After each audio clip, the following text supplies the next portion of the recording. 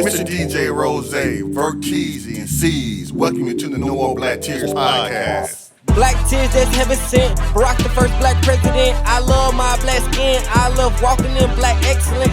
Black power, let's represent. All black, that's evident. I'm sure MLK and Malcolm X both didn't die for the hell of it. Strap a seatbelt, go and settle land. What makes you think that we would sell our land? We wouldn't sell out now. What makes you think that we would go ahead and try to sell out then? No more black tears, black on black kids. Love us as is, love with passion. Paying black bills, learning black skills, making black meals. Black is backing. Big shout out to Fred Hampton. I'm black and proud like I'm James Brown, but I ain't doing no acting. My people here from the motherland. This podcast now active.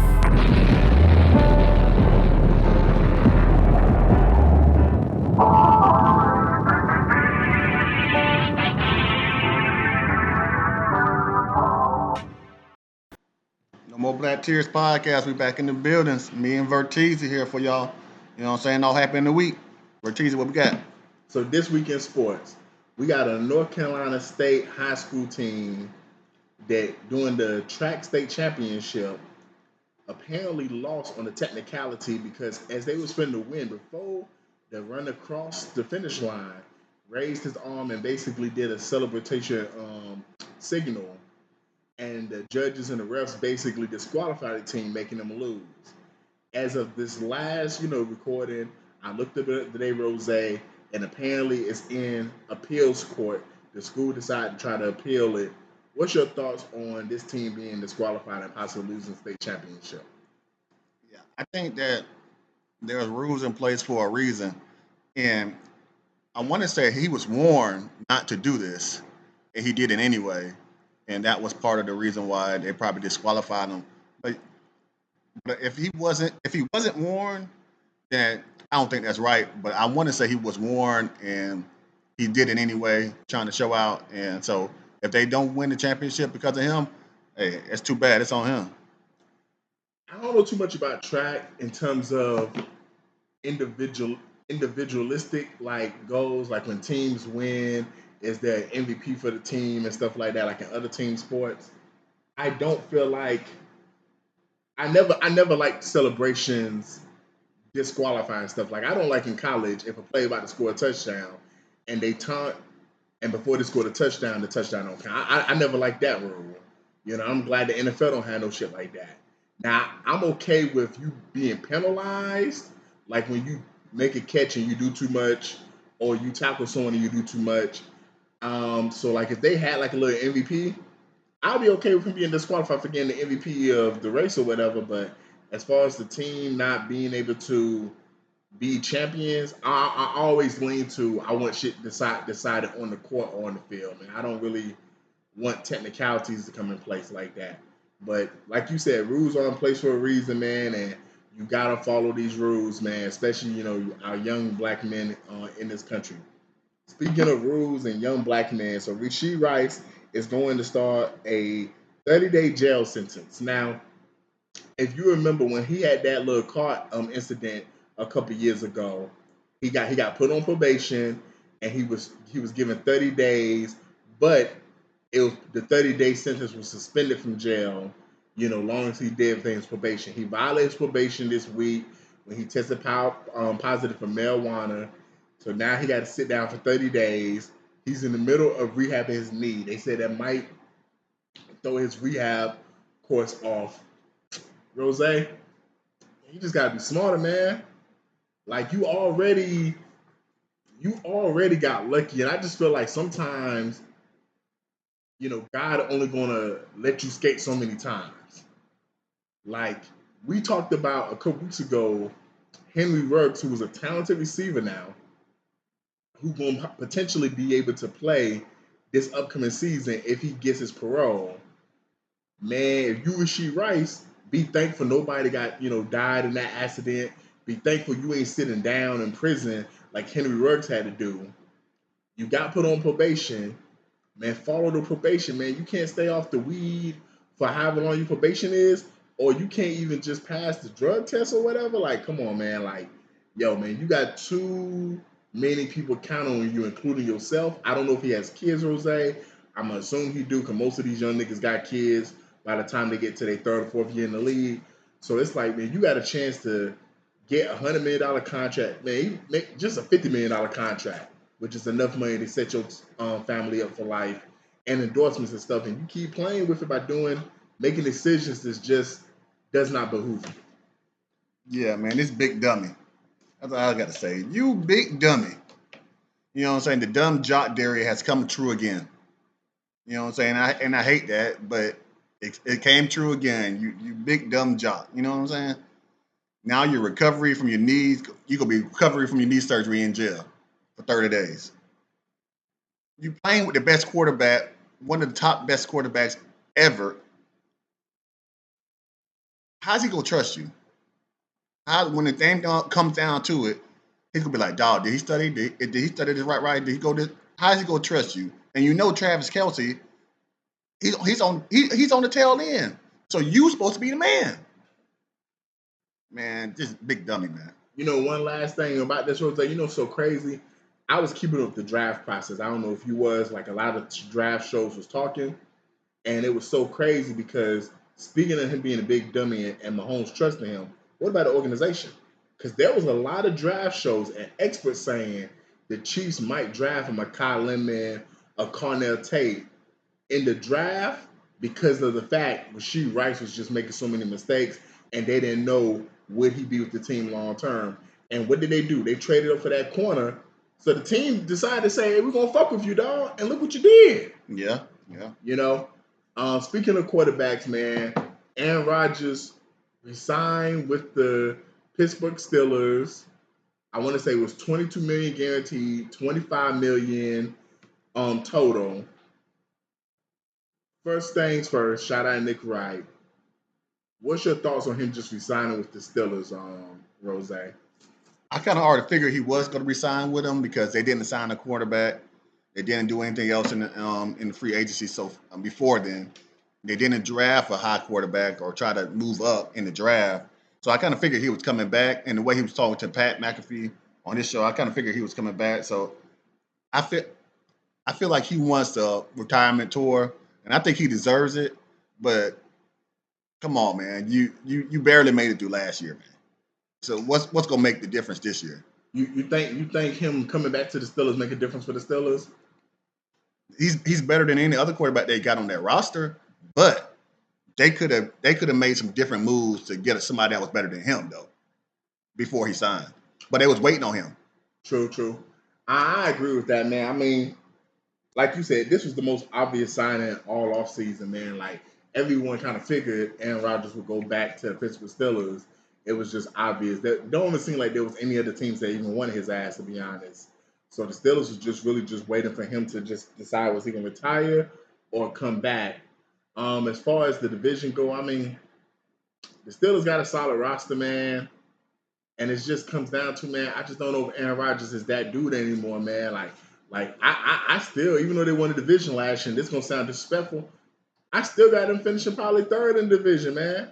I probably still got the Ravens and the Bengals, however it works out for both those teams, finishing 1 and 2. And shit, man, if Shador comes out looking amazing and the Browns' defense is amazing, shit, they might finish last, the Steelers, man, just because I just don't have that much faith in Rodgers in him. But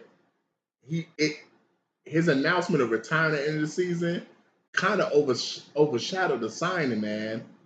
Like, what's just going to be your initial thoughts of Aaron Rodgers' career and when he just said he was going to retire? What was your initial thoughts hearing that? My initial thoughts was, oh, it's about time. That was my initial thoughts. It's about time. It's probably a couple of years too late, but because you're not going to win the Super Bowl. You're not going to make it to the AFC Championship game. So what's the point in it other than a retirement tour? Yeah, man. My initial thoughts were, this gonna sound fucked up, man. About time. My initial thoughts was about time, and then my secondary thoughts were, this probably was the greatest thrower of the football that I got to see. Like, he's on a very short list of, it's him, Mahomes, Stafford, and I got to see Brett Favre at the end of his career. I didn't get to see 90s Brett Favre. I got to see that 2000s Brett Favre. So it'd probably be like them 4. but Rodgers could potentially be number one. As far as the 2010s, because that's the era he played in mostly. Like, where would you rank him in that era?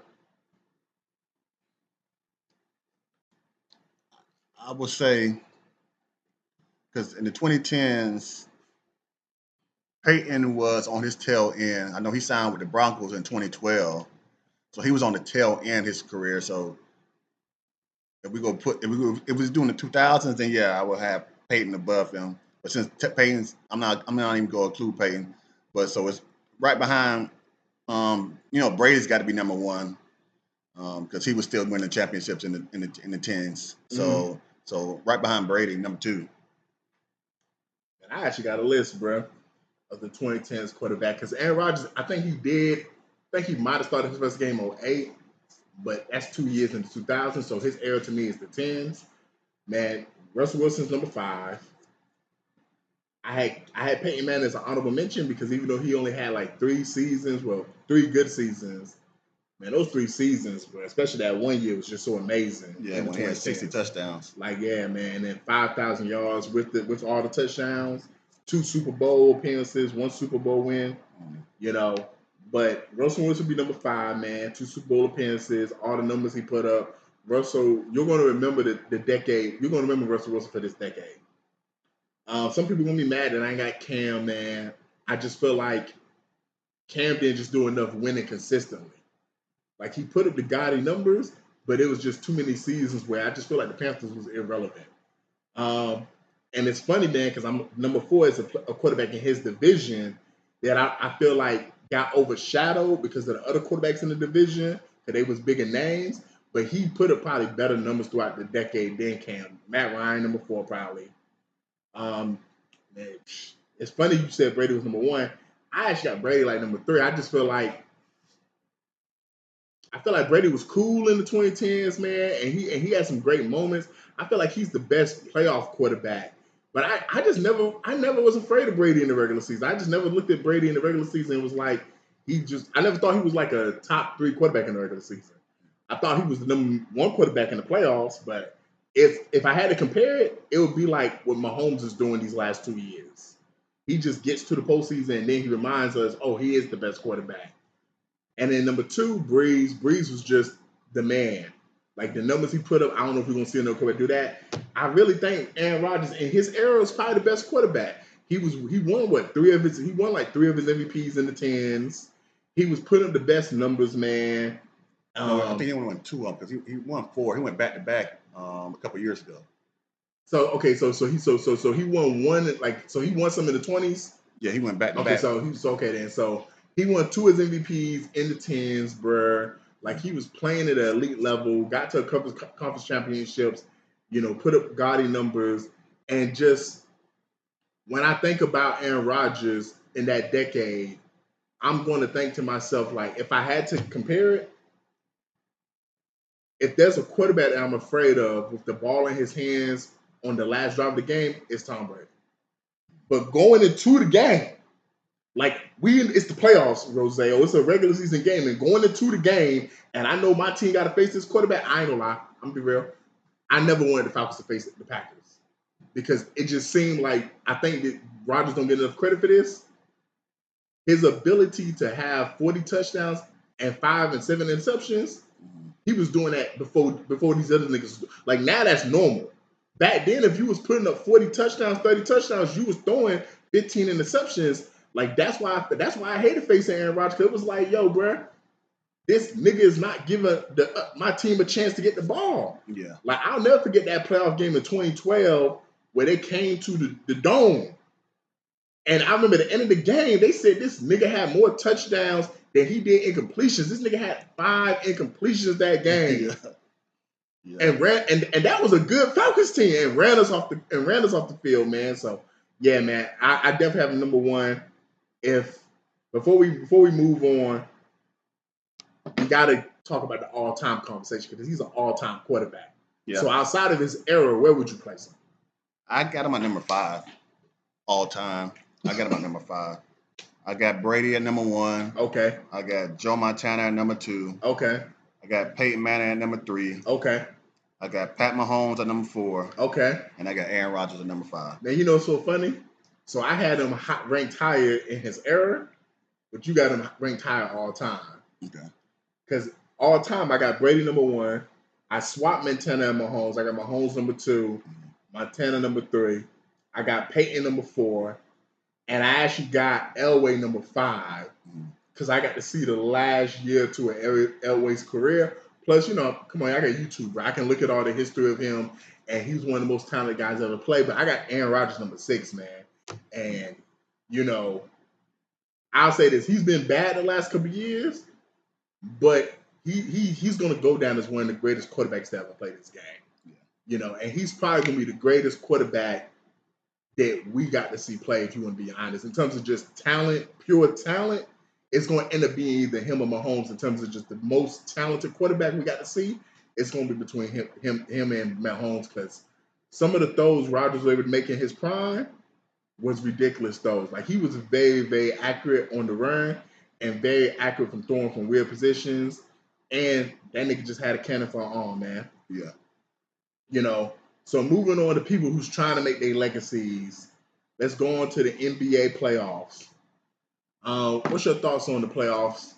The Eastern Conference Championship with 2 games in. Game 3 is going to be in Cleveland, and then we're halfway through Game 3 of the Western Conference. Man, the Spurs and the Thunder are living up to the what we thought they was gonna do. They're living up to it. Like, wow, they're battling. 2 big dogs are battling. The Eastern Conference, New York still looks good. They shouldn't have won Game 1, but Cleveland let them do it. Now, Cleveland, I think, only lost maybe 2 games at home all postseason, or 1 game. 1 or 2 games at home. They lost 1 game, and that was the Game 6 to Detroit. Okay, so they lost 1 game at home. They lost 1 game at home all playoffs. So they're going back home. New York is on a roll. Can New York keep the roll going? I hope so. I would love to see New York win it in 5, just so they can celebrate at home instead of having to go to the Cleveland strip clubs. But they say Cleveland strip clubs better than New York strip clubs anyway. But who knows? They got money. They can make their own strip clubs in New York. So I'd rather them winning at home, and just so they can celebrate at home. But so I got them. I got Knicks in 5. I got the Thunder and the Spurs. It should be a 7-game series. But it should be a 7-game series, and it's like after watching all the games, it's like, wow, like Oklahoma City should probably be down 2-0. But then again, maybe they should be up 2-0. It's like they are really battling. And it's like I'm torn about who's going to do it. You know what I'm saying? The matchup I probably will rather see, which is my dark horse. What I was later told is not a dark horse. So my second option, the Spurs and the Knicks. I think I would rather see that just because of Wemby and Brunson. They're both box office people. People love them. You know what I'm saying? I love Wemby. And Brunson is continued. It's like the biggest man and the biggest big man and the best little man. So it's like Goliath against was it David against Goliath. You know what I'm saying? So that would be cool. And then it's New York, and then it's Wemby. You know what I'm saying? So I probably want to see that matchup. Yeah, man. I ain't gonna lie, man. Man, you can pack the Cavs up, bro. I said after game 1, I told my brother to take the Cavs to game 1. I said, yo, they finna lose in 5 games. They might get swept, bro. And he said, what, man? I feel good about Cleveland, man. I said, nah, bro. I don't watch the NBA long enough. When you lose a game like that, when you up 20 in the 4th, when you lose a game like that demoralizes a team, man. I said, man, you can pack them niggas up, man. The niggas going to the finals. They're gonna win probably in 5 because they probably drop one of these games in Cleveland. I say this right here: if they win in Cleveland tomorrow, or they sweeping them boys. I don't even think Cleveland got the heart to even think to themselves, we down 0-3. Let's try. I don't even think they got the heart. I think if they win tomorrow night, game 4, they're gonna beat the shit out of them boys. Now, what's probably gonna happen? They probably gonna lose game 3, win game 4, and then close it out in New York in game 5. But yeah, that series is over, man. To your point about the Spurs and the Thunder series, man, it's living up to the hype, man. Both teams are very evenly matched. Um, Shea has proven why he was the league MVP, even though I think it was should have been Wemby. Wemby has been awesome game 1. He was okay game 2, rebounding and playing defense. He didn't really score that much. In the game 3, Shea has done a great job getting the ball to his teammates and them making a lot of good open threes. Wemby came out the gates, having an impact. So it's going to be interesting to see who wins this game, because there's a strong possibility whoever wins this game is probably going to win the series, because that's going to give them a big edge. But I see this going 7 games, man, and I'm still leaning to the Spurs, because I just feel like from what I've seen, the 2 games so far, and the first half of game 3, I just really feel like the Spurs is the better team. They just got to figure out to stop making certain mistakes. Like, Castle can't turn the ball over 11 times game 1, then another 7 in game 2. That's 18 turnovers in 2 games, bro. That's 9 turnovers a game. Like, Dylan Harper can't make some of the mistakes he made tonight. They can't have lapses on defense when Carter Bryant is leaving wide open people for threes and stuff like that. Like, there's just certain things that I feel like they got to make some adjustments on. And I feel like OKC, there's things that the Spurs can do that they just can't combat in a 7-game series, man. But we definitely are getting our money's worth, man. And definitely this is a very entertaining series and well worth it. Moving on to the last thing of the night, we've been talking about NFL players, NBA players. There was this thing that was posted last week where this white girl was basically talking to her sister, and her sister was like, yo, I want an athlete just like you. How do I do it? And she decided to put her on game, give her some pointers. Well, my bad, a black athlete. And so this was the text exchange. I want a football player, NFL preferably, a tall chocolate one like you did. I want your life. That's easy, but you have to play your cards right. You can't be an emotional girl. Teach me. 1, he's surprised. Remember, he could change your life.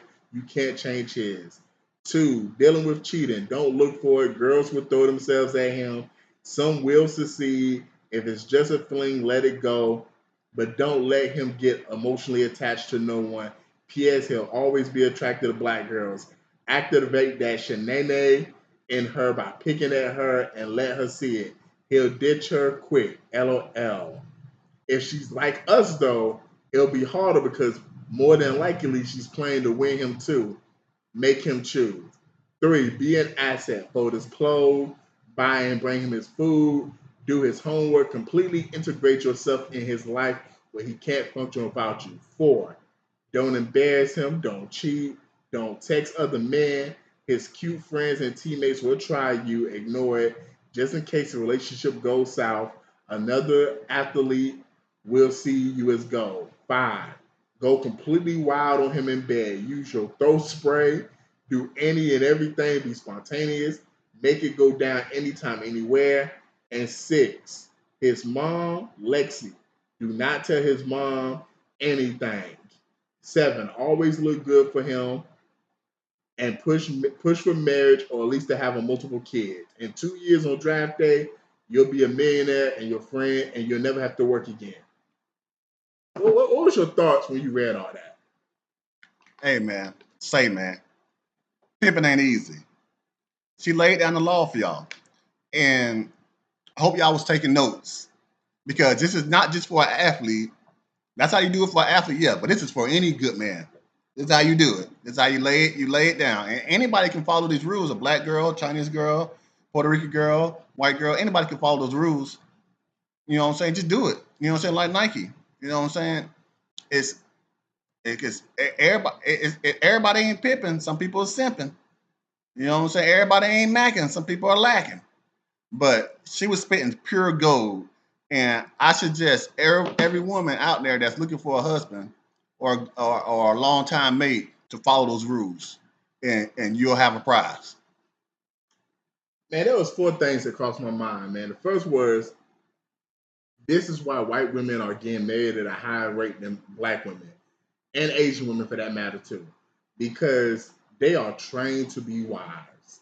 Like me and MJ had these conversations for years. The fact that there's an actual text thread like this, and the fact that I've heard black women who are actual close friends with white women actually talk about this, talk about, yeah, man, talking to my white homegirls, they talked about how they was raised and they was just raised to be wives. Like that's just different, bro. Like it's a reason why statistically when so many of these white women go to college, unlike black women, they leave college with a ring and more than a degree most of the time because they go to college hunting. Two, man, it just shows like when you read the text thread that between the two sisters, it just shows sometimes black women just want to finish product.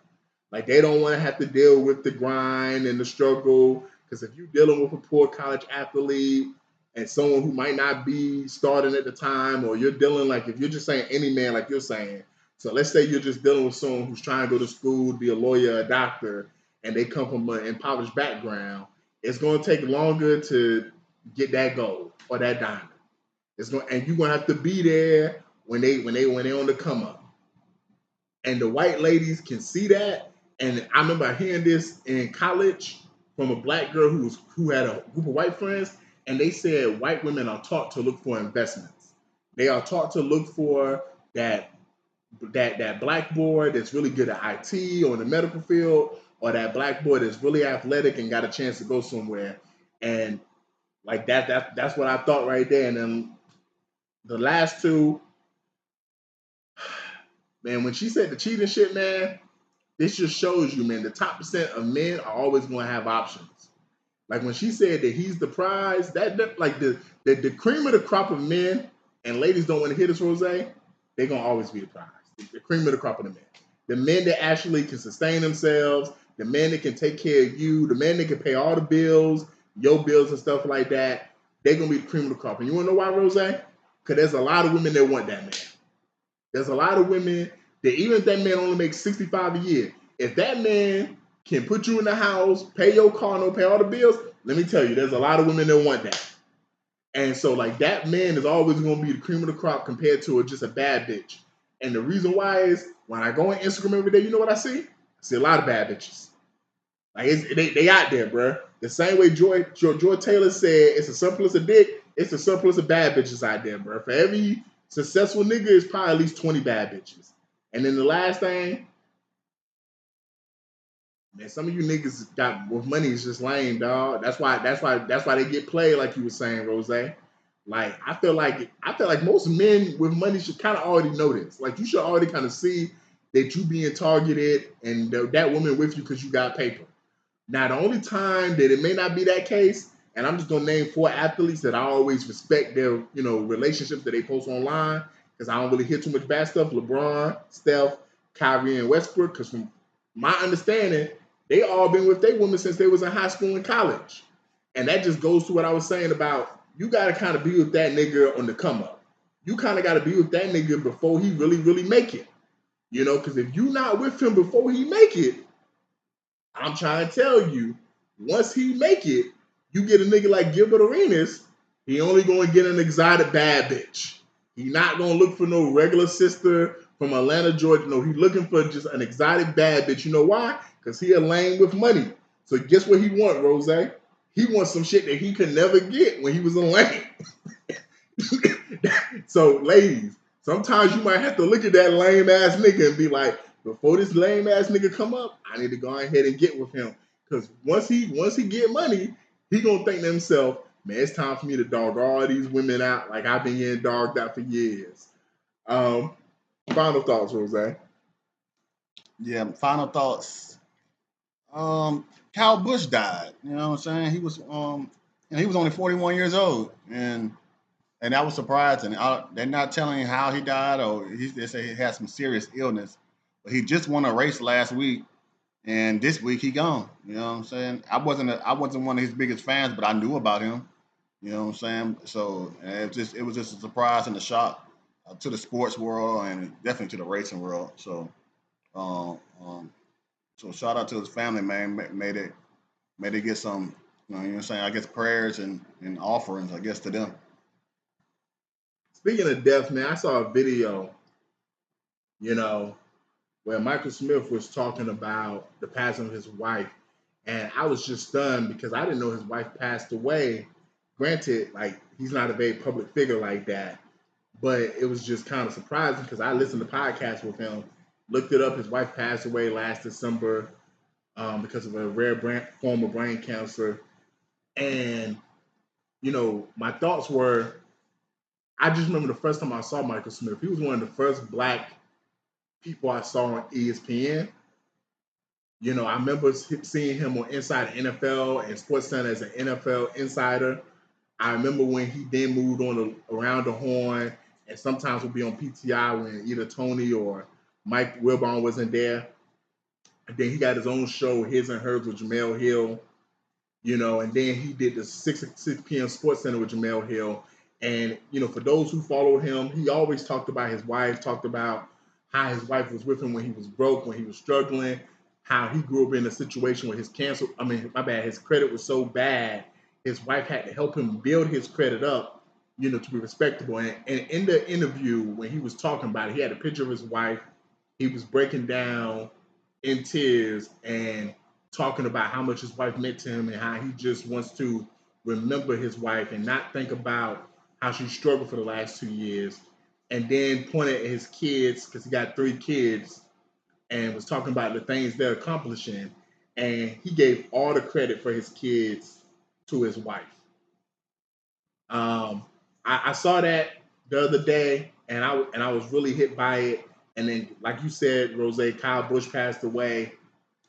Man, life comes at you quick, man. You don't know how long you're going to have the person next to you, man. You don't know how long your family going to be here. Your loved ones going to be here, man. Like, cherish them while you can. Live in the moment, man. Don't think too far down the future, man. You know. And shout out to the mama. Gotta. Mr. DJ Rose, Vert Keezy, and C's, welcome you to the No More Black Tears podcast. Black tears that's heaven sent. Barack the first black president. I love my black skin. I love walking in black excellence. Black power, let's represent. All black, that's evident. I'm sure MLK and Malcolm X both didn't die for the hell of it. Strap your seatbelt, go and settle land. What makes you think that we would sell our land? We wouldn't sell our land. What makes you think that we would go ahead and try to sell out then? No more black tears, black on black kids. Love as is, love with passion. Paying black bills, learning black skills, making black meals. Black is backing. Big shout out to Fred Hampton. I'm black and proud like I'm James Brown, but I ain't doing no acting. My people here from the motherland. This podcast now active.